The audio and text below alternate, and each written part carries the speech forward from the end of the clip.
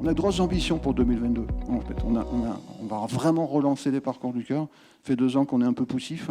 Pas notre volonté, mais on a quand même beaucoup de beaux parcours du cœur cette année dans les écoles. Les parcours du cœur grand public, ça a été un peu plus succinct. Mais on a de grosses ambitions pour 2022. On se dit que même si on a eu beaucoup de participants en 2019, on était quand même à 8400 classes, 1400 établissements scolaires, 555 communes, à peu près 350 000 participants. Mais finalement, c'est peu par rapport à la totalité de la population des Hauts-de-France.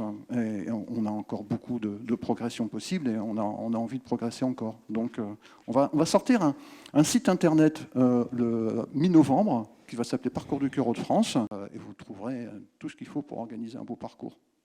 En tout cas, c'est important de se mobiliser et c'est important d'avoir des ambitions pour 2022 parce que c'est vrai que dans notre région, quand même, on est concerné par les maladies cardiovasculaires. Est-ce qu'on peut donner quelques chiffres, Luc Michel, pour que se rendre compte du fait qu'il faut se mobiliser? On a un gros déficit par rapport aux autres régions. On est à plus 44% de mortalité prématurée cardiovasculaire, c'est-à-dire avant 65 ans, dans le Nord-Pas-de-Calais, un petit peu moins en Picardie, je crois que c'est 25% au-dessus de la moyenne nationale. En fait, on est un peu quand même les 2 derniers de la classe.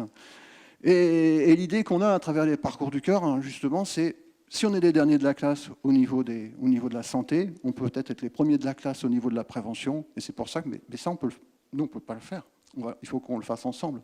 C'est vraiment un projet commun à mener ensemble, mais je pense qu'on peut être les premiers au niveau de la prévention.